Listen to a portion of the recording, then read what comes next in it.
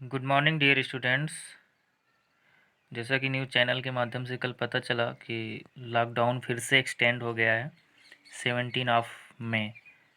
सो बिल्कुल भी हमें परेशान होने की ज़रूरत नहीं है कि हमारा जो स्टडी से रिलेटेड प्रोसेस है वो हम ऑनलाइन आपको प्रोवाइड कर ही रहे हैं। तो आप इंटरेस्ट के साथ पढ़िए और एक भी ऑनलाइन क्लास को मिस ना करिए।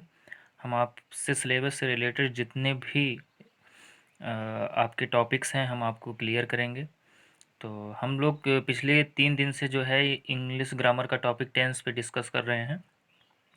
तो आज हम फ्यूचर इंडेफिनिट टेंस के बारे में बात करेंगे। तो अब देखिएगा, what is the future indefinite tense. It is a form of verb that shows the action will take place in future. Means verb का एक ऐसा फॉर्म होता है फ्यूचर इंडेफिनिट टेंस जो फ्यूचर में किसी एक्शन की होने की बात करता है कि कोई एक्शन जो होगा वो फ्यूचर में होगा। और हिंदी कॉन्सेप्ट के अकॉर्डिंग बात करें तो बेटा एंड ऑफ द सेंटेंस आप गा गी गे, जब कोई भी सेंटेंस हिंदी का होगा लास्ट में क्या आएगा, गा गी गे।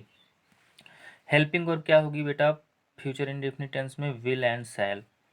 बेटा subject they, he, she, it, you and names, इन सारे सब्जेक्ट के साथ हेल्पिंग वर्ब विल यूज करना पड़ेगा एंड आई और वी के साथ ओनली शैल यूज करना पड़ेगा।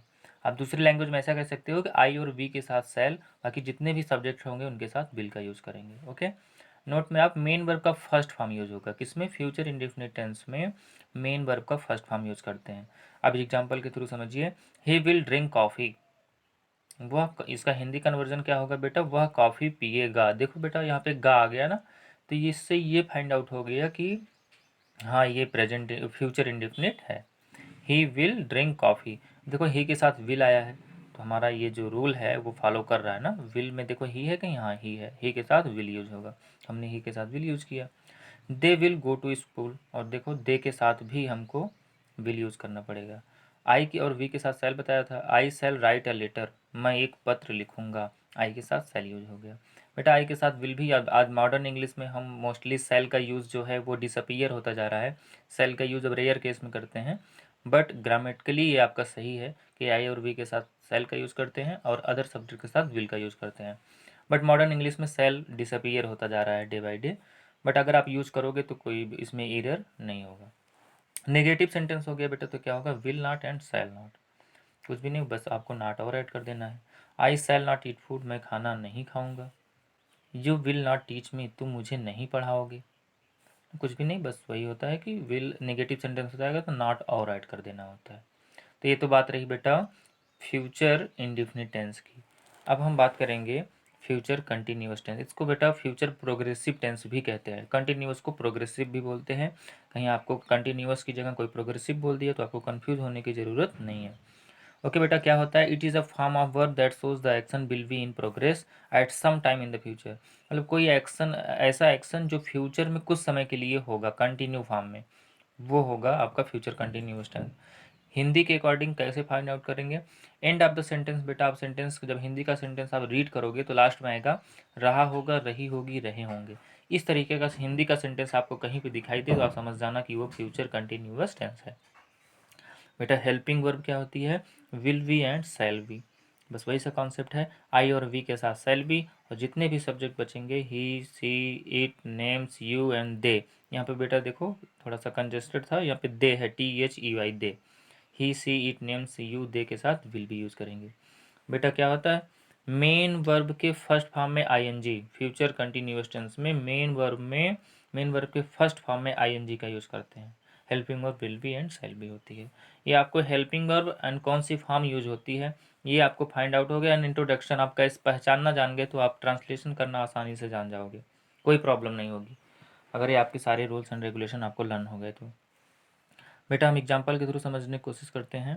ही will be going to market, देखो बेटा helping verb will be and ING form, go होता है फर्स्ट फॉर्म, इसमें आईएनजी ऐड हो गया। He will be going to market, वह बाजार जा रहा होगा। मैंने बात किया था ना, रहा होगा, रही होगी, रहे होंगे, तो यहाँ देखो रहा होगा आ गया, तो ये जो है फ्यूचर कंटिन्यूअस टेंस हो गया।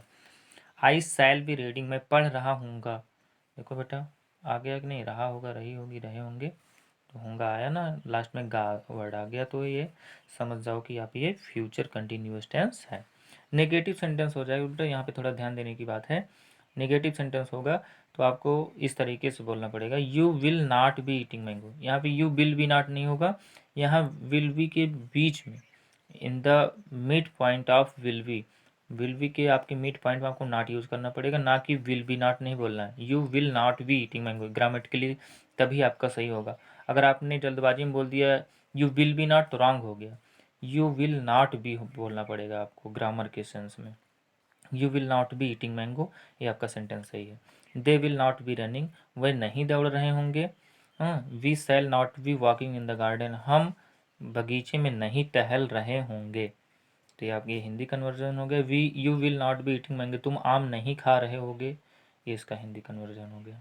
तो यहाँ पे यही बात नेगेटिव सेंटेंस में यही देखना है बेटा कि विल बी के बीच में नॉट यूज करना पड़ेगा। ये यहाँ पे बहुत लोगों को कन्फ्यूजन होती है कि विल बी नॉट बोल देते हैं, तो वो रॉन्ग है। ग्रामर के सेंस में क्या सही है, यू विल नॉट बी। तो ये इसमें थोड़ा सा देखने की बात है। तो इस तरीके से बेटा आज हमने future indefinite tense and future continuous tense को एक्सप्लेन कर दिया। टेंस में बस बेटा दो टेंस और बचे हुए हैं, future perfect and future perfect continuous tense. उसके बारे में हम नेक्स्ट वीडियो में कल या मंडे को डिस्कस करेंगे। ओके, आई होप ये वीडियो आपको समझ में आया होगा। Thank you. 17 मई तक बेटा लॉकडाउन बढ़ गया है, तो आप जो है गवर्नमेंट के रूल्स रेगुलेशन को फॉलो करिए, घर पे ही रहिए, सुरक्षित रहिए। Thank you.